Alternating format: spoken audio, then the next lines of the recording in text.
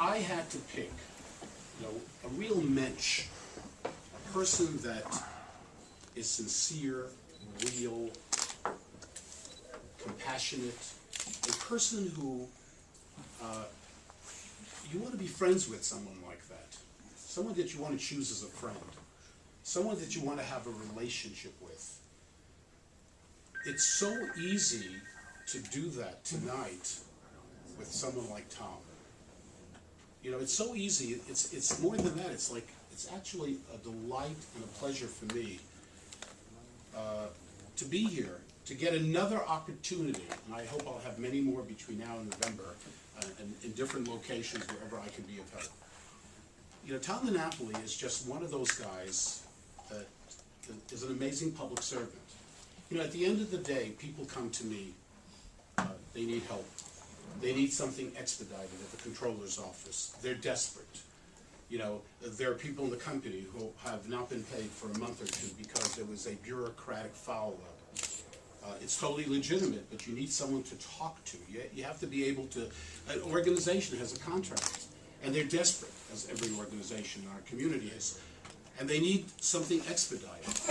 I just need to tell you that in the time that Tom DiNAPOLI has been the controller, and again, I've gone through a lot of different controllers, and I was a friend of all of them, but I got to tell you, there's no one, listen to me, there's no one like this gentleman. The kind of mensch that he is, kind of decent person. And when the time comes in November, this community and our communities, we have people from different areas here, we really need to do everything possible, everything, and I mean this, because this man is a rare breed. Trust me, okay? Now, you've heard me make speeches about a lot of people. I've said things about him tonight. I don't think I've ever called anyone modest in politics, any politician. But you didn't call Altamano modest? Definitely not. And he's a great guy. He's a good friend. He's your friend, and he's my friend to this day. But so this is a gem. This is a beautiful person, and this is an effective person on behalf of all communities. And recently we did that thing in my office, which you made me look so good. What do you call that? Unclaimed funds. Unclaimed funds, which everybody knows about. But we had this thing in my office. We must have handled 600 people. One person, people found 10 bank accounts. One person, $10,000. I asked for 10%. They just went out. But we had one person who actually found $10,000. It's amazing. I had people in my office who found $300, $400 that they did. If I have $5 in the bank, I know about it. How people could have 400 and 1,000 and 5,000 and not know about it until they come to the controller's office and claim those funds. And his people worked in my office. We had to bring them back for another day. But that's a side thing. The main thing is being able to go to Tom and his staff. He has an incredible staff. Is to be able to go to his office and get things done for you, for the community, for people out there. That's what government is all about. It's to cut through the red tape. I think everybody here knows how you can get stuck in red tape. You could, you're right, and they tell you you're right, and they tell you right, it should have been done 6 months ago, and you're going to wait another 6 months before it gets done.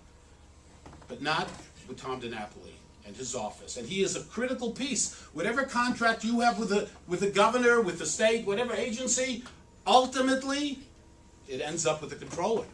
His people are going to look at it. His people are going to deal with it. And so you can tell that I'm a big fan of Tom, and we all wish him luck, and we need to be there for him in November. And I mean, this is serious for me. Your race is really serious, because when we get this kind of quality in public office, God forbid that we should lose that kind of quality. It is rare, trust me, and I'm just delighted to have him. And ladies and gentlemen, I give you my dear friend and your friend, the Controller of the State of New York, Tom DiNAPOLI. We've also continued to shine a spotlight with an annual report on how poor a job, frankly, state agencies are doing in complying with New York's own laws and requirements on prompt contracting. And we're going to continue to keep a focus on the important role that not-for-profits play and on how the state needs to be much more effective in how we handle the procedures and process related to that. You know, obviously, as you know, Controller deals a lot with money. We've been very candid and very honest about the state's difficulties. I know Dove and Steve and our colleagues in the legislature have been grappling with a lot, but we need to do a better job in New York to have a budget process that works better than the process worked this year, that is more effective on a long-term basis, aligning our revenue and our spending on a recurring basis, because without doing that, we're always going to be in this crisis mode. We're halfway through the year, there's a budget cut, commitments are made to an organization, we can't fulfill those commitments. We have to break out of that cycle of poor planning that we seem to be stuck in, and that's where the Controller's Office plays an important role. We also look for accountability through the audit function of state agencies and local governments, trying to point out ways that we can be much more efficient in managing our resources. The final area, and I'm going to run through it because you've been very patient and waiting for me, I don't want to turn it into a long speech and give time for some dialogue. But another very important part of our responsibility, the one I love is the unthink funds and giving money back to people. Doug spoke to that, but it's the management of the state pension fund. We've had some big issues there. We straightened out the abuses that occurred prior to my getting there. More transparency, openness, a sense of ethics with how we handle our investment decisions. We've also been trying to do more creative things, having more investment opportunities available for entrepreneurs who have a commitment to growing jobs here within our own state. More opportunities for new firms to do business with the fund. But also understanding that while we have a fiduciary responsibility, first and foremost, to grow the fund during these tough times, we want to do some smart things as well that have a larger good. I'm very proud of the fact that we have increased our commitment through the purchase of State of Israel bonds. And that's been great for us because it's a good, reliable return.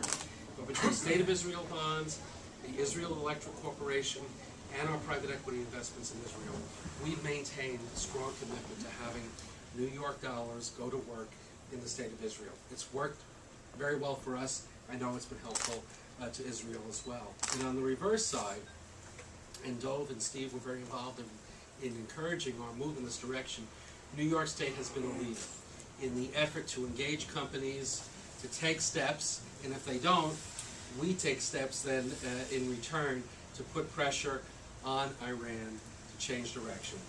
You know, we've been involved both with Sudan and Iran. In the case of the Sudan, genocide happening on the ground in the Darfur region. In the case of Iran, the comments from the president of the regime, Ahmadinejad, talking about wiping Israel off the face of the map, you know, the rhetoric, I don't have to repeat it. To me, in Darfur, we have genocide happening. With Iran, we have words that are an incitement to genocide. That was the trigger for us to look at our portfolio, look at the energy and defense companies that were involved in those countries, then say to those companies, what are you doing to mitigate against the risk that we see about your operations there? What are you doing to, frankly, curtail or pull back your operations? The Democratic ticket, and of course, we don't know one piece of it, we won't know until tomorrow, is a much stronger group. I mean, look, the Republican Party is basically self-destructing right now in the state. You know, so in spite of some of the national predictions about the resurgence of the Republican Party, you know, you've all been following what's been happening. You know, that doesn't mean there won't be competitive races. There will be some, and I'm sure that my race will be one of the more competitive ones. But I think New Yorkers will evaluate the candidates on their record, evaluate the candidates on what they stand for. I'm very confident that as long as people get to know me, what I'm about, what I've been about for all these years I've been involved in public service, they will prefer me over my opponent. And I think we also have to recognize that New York, increasingly over the years, because of various changes in the politics of the state, has become a very strong Democratic state. That doesn't mean, as a Democrat, I take any election or votes for granted, because I do think people vote, and this is good, increasingly for the person, not the party. But the notion that the Democrats can't win each of these races, I think it doesn't recognize the trends of history and the reality of where the Republican Party is at right now in our state. They're in a very weak condition, largely because of their own internal fighting, and I think that's going to hurt the entire ticket.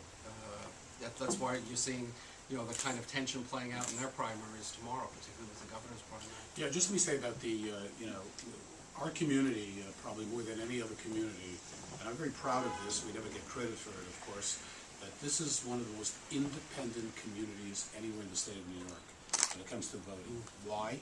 Because while most people, 80%, 85%, are registered Democrats, people do look at the candidate, and we've supported, as you know, whether it was Al D'Amato, Rudy Giuliani, George Pataki, but we know... They're all Italians, even Pataki. I want to point that out. I just want to point that out, okay? So look for any advantage. And if you look at the numbers, and you know something? And some of these people ran against people who happen to be Jewish. The fact is, because our community, and again, as I said, we never get credit for this, for doing what we think, you know, in other communities, so-called more liberal communities, I can tell you how they're going to vote. It's automatic. It goes, we really look at the person, and there's no question that, especially, you know, I don't have a problem with people supporting a Republican someplace. That's not a problem.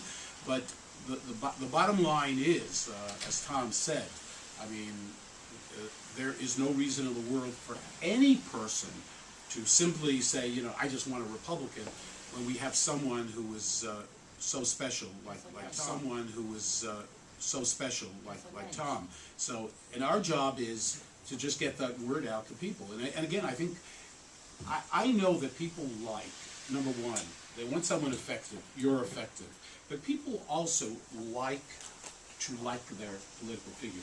I think that's one of the first things when it comes to me, that do I like the person? Forget about do I think they're effective, do I think, you know, do I like the person? And I think anyone that meets Tom DiNAPOLI, besides being a mensch and besides being effective as the controller all these years, and this all happened, you know, Tom sort of fell into it, into being controller.